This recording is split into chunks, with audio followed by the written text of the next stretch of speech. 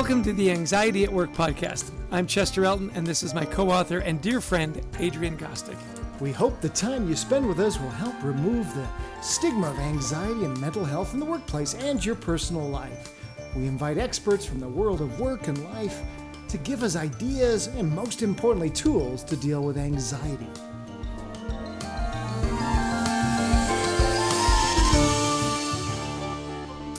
And you know, as you are on your journey of anxiety and your journey of life, hey, who doesn't need a guide, right? And we're delighted to have as our sponsor Life Guides. It's a peer-to-peer community that helps people navigate through their day-to-day stressors by providing a place of empathy, listening, wisdom, and support with a guide who has walked in your shoes, experiencing the same challenges in life that you have. Now, because you're listening to our podcast, we've got a special offer for you. All you've got to do is go to lifeguides.com/schedule a demo and add the code HEALTHY2021 to the free text box, and you get 2 months free. 2 months! It's an awesome offer. Now, in England, do they do schedule a demo? Is it different? If the Queen's English would be scheduled, yes. Okay, great. And it's not a speech impediment. Thanks for pointing that out, Adrian. So Life Guides /schedule a demo, free code HEALTHY2020. We hope you'll take advantage. We love our good friends at Life Guides. Well, we are delighted to introduce to you our good and dear friend, DeLise Simmons. You know, let me tell you a little bit about her. As a leader of training and development for Southwest Airlines, DeLise developed and delivered leadership training to thousands of employees during the time they were rated one of the top 10 companies to work for in America. And if you've ever flown Southwest Airlines, it's just more fun than you should be allowed, and it's DeLise's fault, basically.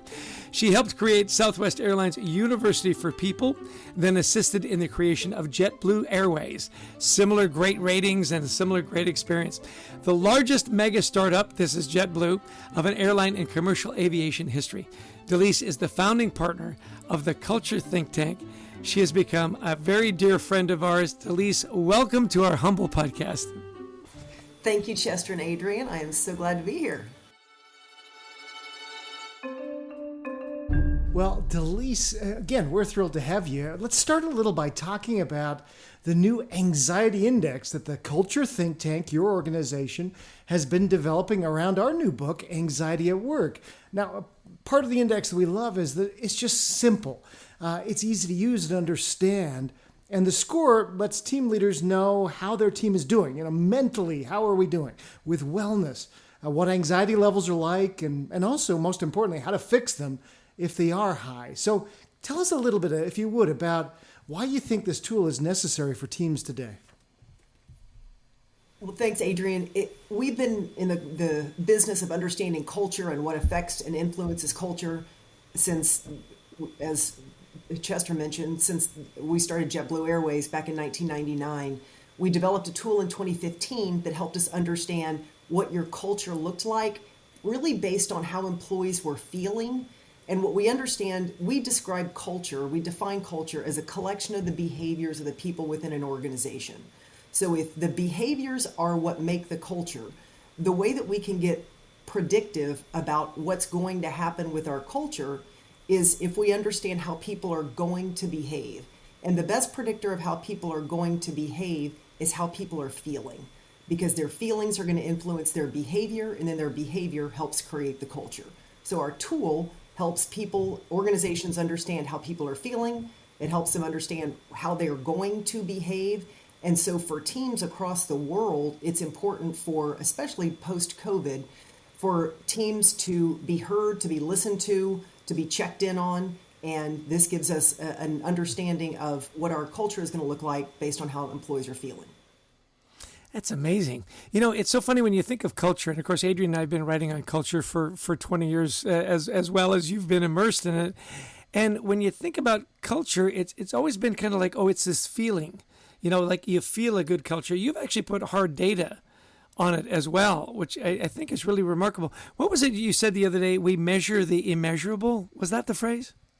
That's the phrase. That culture has been heretofore. It's been something we talk about at Southwest Airlines. We at first we did a poor job. We were about culture, but we didn't identify it in terms of specific behaviors. And if you don't do that, then it can kind of feel a little bit like a witch hunt, like you either have it or you don't. And so we've taken all that cloudiness away from it and saying we can actually identify what are the components that make your culture successful and what are the behaviors that you need to do in order to enhance it and make it better. Yeah, amazing. A lot of companies have data and then they don't really know what to do with it. How do you measure it? Now, you've been able to take the Culture Think Tank platform and redirect it towards mental health and wellness and anxiety. Talk to us about not only do you measure it, but you give people the tools to identify those behaviors that need to be changed. Walk us through that whole process, because it's one thing to have the numbers. It's another thing to know what to do with those numbers, right? Sure. And I'm going to tell you guys about anxiety. That's nothing I can tell y'all. But what we do know about anxiety is that a little bit of it is good in the workplace. You think about yourself. When you're going to go do something, we're going to have this podcast today. We all have a little anxiety beforehand. It's what gets us motivated. It gets us going, helps us to perform at our peak. Too much of it, though, can impede our performance. So that's what we wanted to understand with this tool is what is the concentration of anxiety in your organization. And then, so we look at it from the percentage of your employees who are experiencing anxiety, and then how toxic is it? How concentrated is it? So if I'm feeling nervous, then that might help me perform okay. If I'm feeling incapacitated, if I'm feeling so anxious that I'm not able to perform the tasks, then it's not going to help me or my organization. So our tool helps kind of grade that. And you can see the percentage of your organization that's experiencing anxiety and then the concentration to which they're experiencing it. So you know if it's helping your culture or harming your culture. Yeah, a little like, rain. Some is good, too much bad. And like most things in life. Yeah, right? exactly. Yeah. Right. Yeah, even money. You get too much and you shoot yourself into space. Apparently, Stop, Adrian. That's you can never have too much money. You know that. My mother used to say, people who say money can't buy happiness have no idea where to shop. I like that. Okay, so with all this analysis, I've seen that you've done a little of this, putting out some releases about the macro idea. So from what you're seeing right now, I mean, with COVID going on, you must be, as you start putting this tool into place, you must be seeing some big macro insights about anxiety levels today. So what are you seeing, and what does it help teach us about our cultures and where we need to focus as leaders? Well, it's a good question. We've seen a 67% increase in anxiety in the workplace since 2019. So that's a huge jump. Now, it's starting to trickle down a little bit, but we can see, because we trend this over time, so we can watch the trend line and see that as COVID waxes and wanes, the anxiety levels do the same thing, partially because of COVID, but partially because organizations are responding and reacting. People have been worried about, their livelihood. So anxiety is at an all-time high back in the early COVID days. But now what we're seeing too is, employees are 50%, and given, which data you look at, but generally 50% of employees right now are saying they would be willing to leave their job if their employers don't demonstrate flexibility with respect to return to work. I've been fighting that as an HR professional the entirety of my career, that we've got to be more flexible with our employees, and leadership has largely not lent an ear to that. Now, those organizations that did had great cultures, and they realized that that treating people equally and treating people fairly are two different things. So we think we want to be treated equally, but I think we really want to be treated fairly. So if we look at fairness in a return to work situation, it helps us. 75% of millennials experience a high level of anxiety. They report a high level of anxieties, and that's higher than any other group that we see. And then we know that top performers, 86% of top performers experience anxiety, and that's a good thing. But so if we understand that, if my top performers are anxious in general, I'm not going to eradicate anxiety in my organization, nor do I want to, but I want to be able to manage it well. So if we manage it well, then our well-being is increased. And we saw a bit of data recently, too, that it's top performers who are most likely to burn out as well. A little bit counterintuitive. We think, our top performers, they're just going to keep going and going. But we tend to overwhelm them, don't we? Well, the paradox with our top performers is we think they're doing well, so we leave them alone. We forget to check in with them. We forget to ask them how they're doing. We forget to support them. And we figure, and we overwork them. I know if I give this to Chester, he's going to get it done. So I continue to give it to Chester time and again. And at some point, he's anxious. He's frustrated. No one's listening to him. So he walks.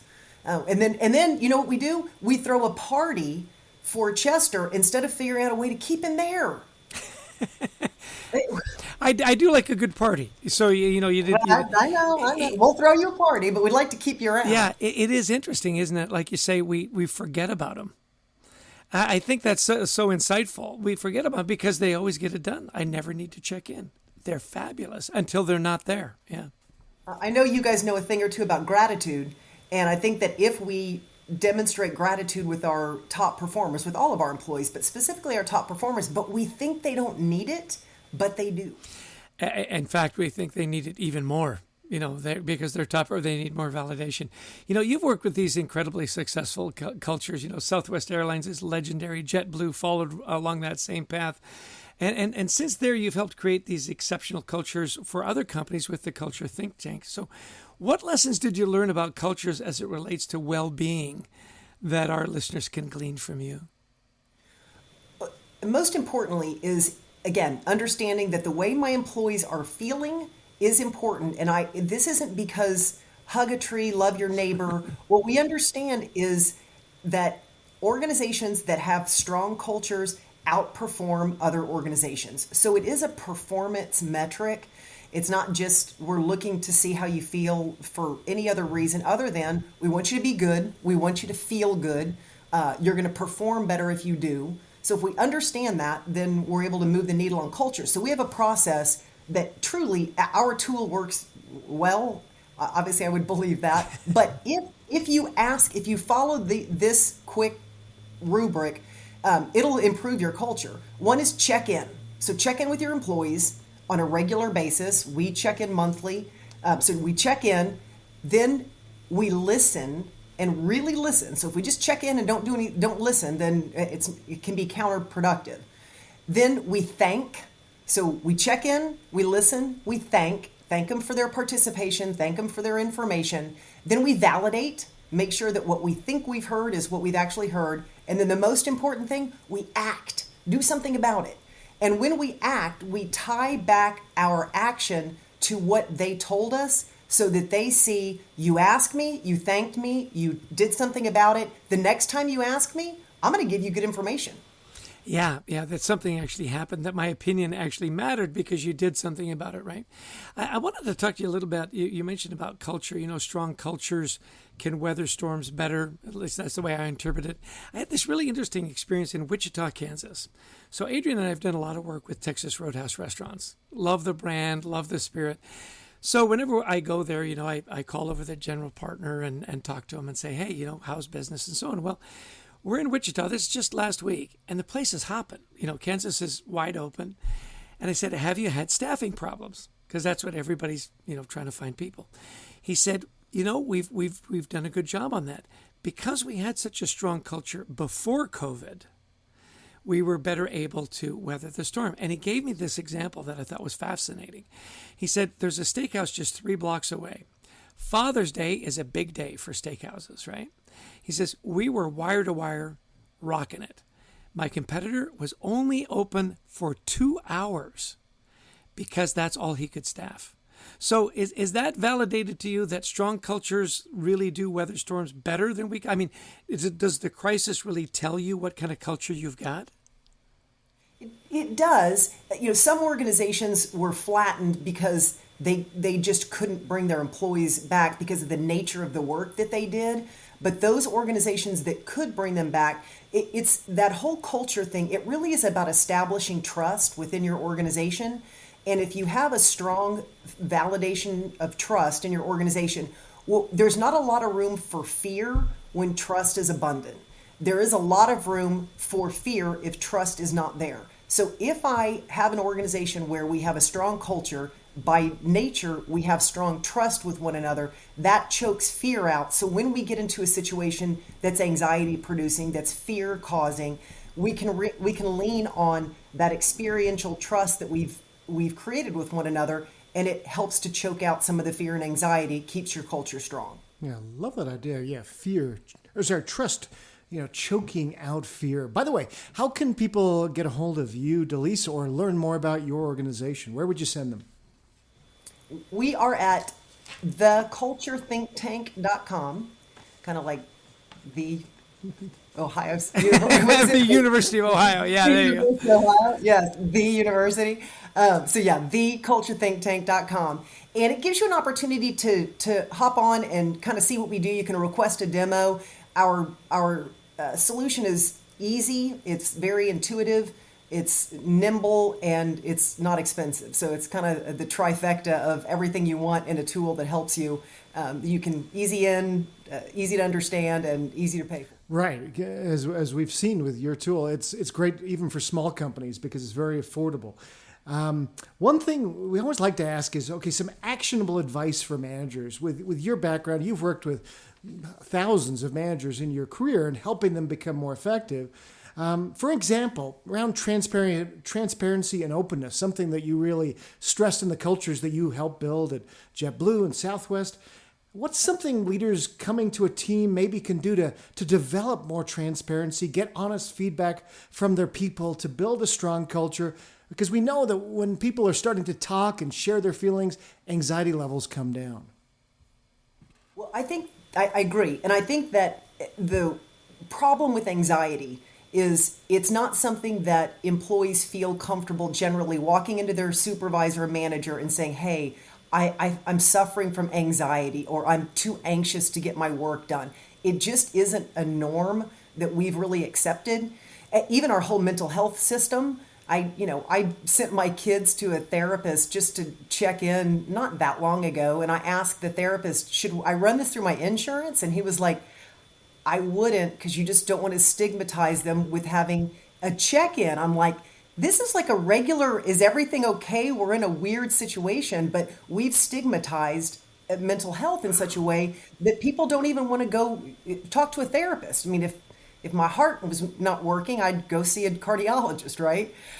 So I think what managers can do is open up that dialogue to understand, how are you feeling? And that basic question, people aren't used to it, but once you start making that a normal part of your conversation, how are you feeling? If you believe and understand that the way I feel does largely influence the way I behave, and at the end of the day, what we're managing as managers is behaviors. So if I understand how you're feeling, I can get way out in front of how you're going to behave. So that's my biggest suggestion is try to bring mental health into the conversation in an easy way, and then continue to check in and ask and act. Very cool. It's interesting. Got a lot of veteran managers and leaders that tune into the podcast, and we always talk about how important it is to have that vision. Well, we call it the burning platform, the mission, the vision. What advice do you have for managers to help them create that strong purpose in the culture? I think that regardless of where you are in an organization, you can be in an organization that has a great culture, or you can be in an organization that has an ailing culture. But you as a leader can create an oasis in your organization. You have your group of people. I think that the vision for who we're going to be, who we want to be, is not an individual exercise. It's a team exercise. So we identify, who are we? Who do we want to become? So there's usually a little bit of a delta between who we currently are and who we want to be. I think it should be reflective of who we are, but a little aspirational as well. And then what are the behaviors that we need to do on a regular basis to get us there? And then we check in with those behaviors. And it's my behavior as a leader, and it's our behavior as team members. And those behaviors, if we codify them and we reward and recognize to them, and it does help if we have an organization that's built on some sort of values. But even if the organization doesn't espouse that, my team can. Yeah. So I believe that culture is a very egalitarian issue. It's everyone's piece. It's not leadership's responsibility. But as a leader, I'm gonna have better luck with my culture if I take the lead. But I want to take the lead arm in arm with my people. No, that's great. And I love that idea too. We've often said that, we find these little oases within sometimes diseased environments that you can create as a manager, a team leader, a terrific work environment for your people that can have high levels of retention, high levels of productivity. So kind of last question from me is, what have you seen done by managers in some of these good cultures that have built these oases to really create a more emotionally safe space for their people, maybe to mitigate some stress, and also maybe how does the anxiety index help managers be the best leader for their team? What are you seeing with that idea of emotional safety right now? A couple of things. I'm reminded of a story. I put something out on LinkedIn this past week, and somebody responded that I'd worked with at Southwest. Herb Kelleher would send a letter, a customer response letter. If someone wrote Southwest Airlines and complained about the basic operation of the organization, I don't like the way you board, I don't like Boeing 737s, I don't like the way your flight attendants dress, things that we're not going to change. He had a form letter that he sent out, and I was responsible for culling through the letters to identify which one went in this stack. And the letter reads, "Dear Mr. Gostick, we will miss you. Love, Herb." So we sent that out a lot. But I was reminded by this employee that he received a complaint from a customer.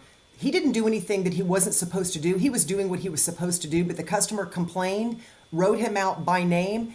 And Herb Kelleher wrote a letter to a customer because the customer complained about the employee. So if you have your employees back like that, if you will support your employees, we say the customer's always right. That's foundationally untrue. And to supposes that the employee isn't right. So I think we create emotional safety by supporting each other, by letting each other know, I've got your back. If you behave in alignment with the values that we espouse and this vision and these behaviors that we've talked about, I've got you. I'm not going to let you fall. I'm not going to bring the supervisor in and cut your knees out from underneath you. I'm going to support you. Then that creates trust. It chokes out fear. And then it gives me the ability I can be a little creative with my customer service because I know my supervisor is going to have my back. Dear Mr. Gostick, we will miss you. That's an important message to an employee to hear from leadership, especially from a CEO. It's just awesome. I can't tell you how much I like that. That is just so great because, I grew up in an era where they say the customer is always right. Well, you know what? That's just not true. The customer isn't always right.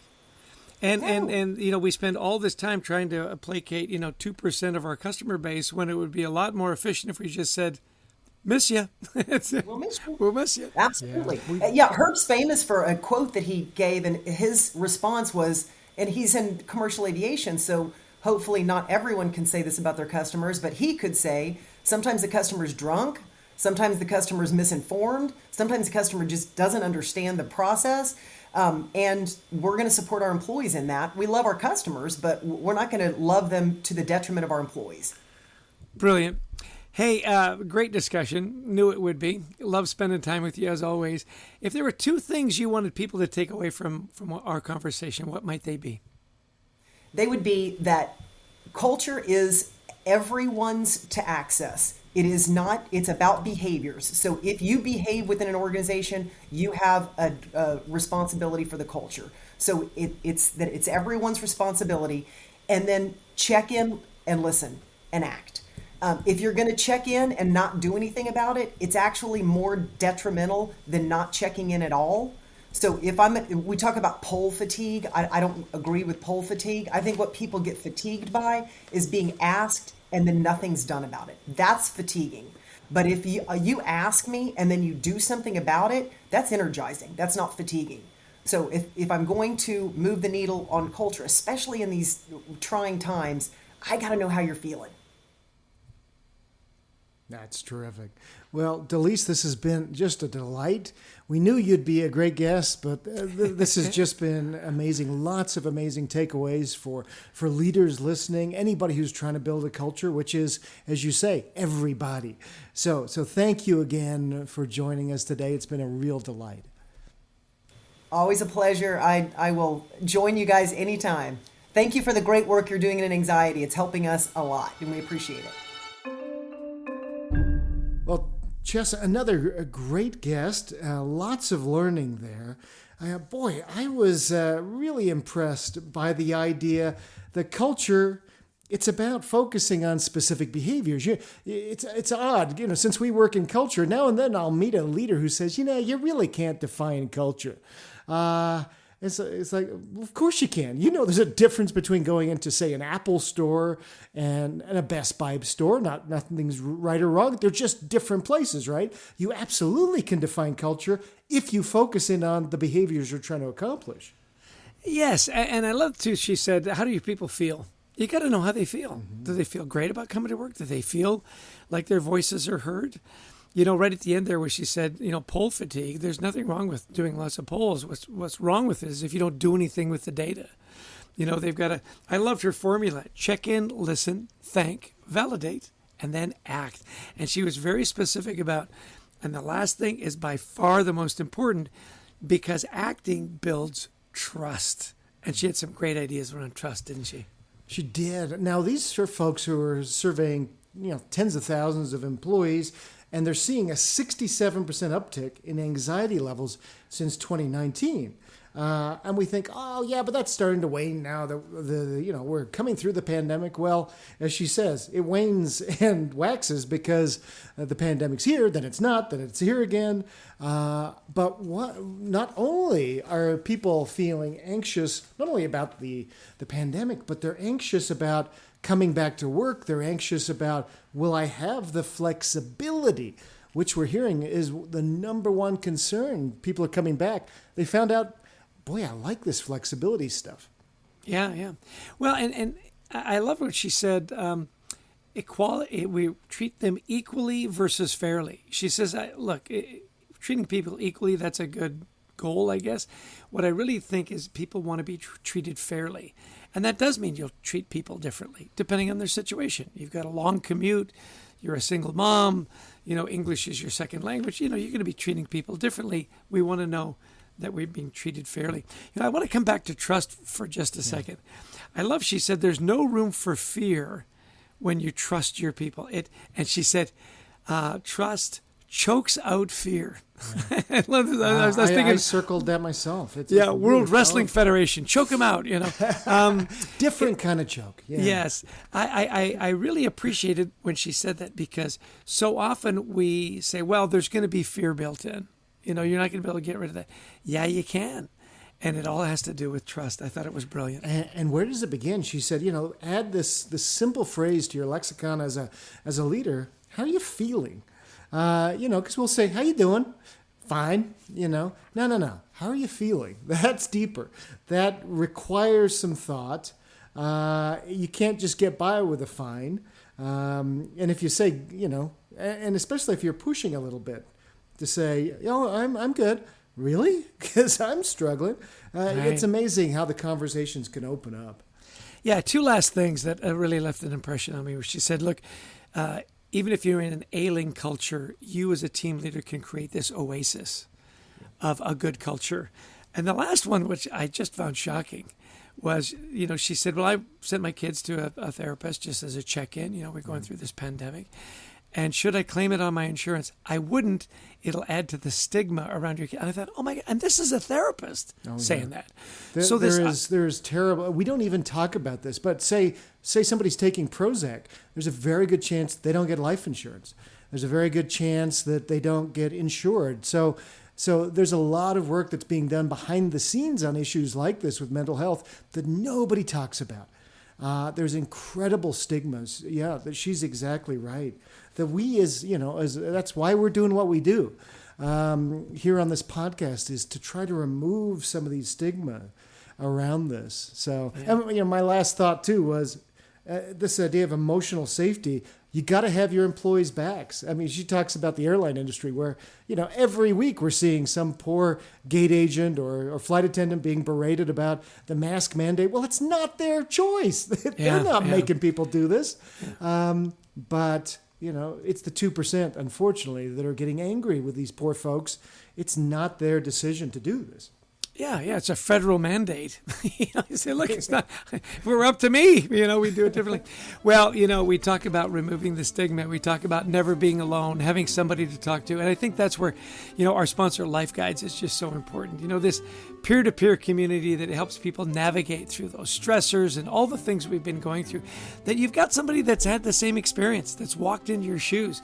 And the special offer, of course, for our listeners is if you go to lifeguides.com/schedule a demo and add the code healthy2021 in the free text box, you get 2 months free. So lifeguides.com/schedule a demo, healthy21, 2 months free. We love that you are not alone. We love that you've got a guide. You've got a life guide. Check him out, lifeguides.com. Special thanks to our producer, Brent Klein, to Christy Lawrence, who helps us find such amazing guests, and to all of you who listen in. We are especially thankful if you download the podcast. It helps kind of build up our reputation. But recently, Chester, we were just named as one of the top 3 mental health podcasts for working adults in the world. So that was really exciting, wasn't it? Yeah, it's always great to be, validated and recognized. So thank you to all of you that give us your time. Hopefully you had some great takeaways. I know I had a couple of pages of notes. DeLise gave some really actionable items, and I hope you'll use them to create your oasis of a great culture that is anxiety-free where you live and work. Well, until next time, take care and be well.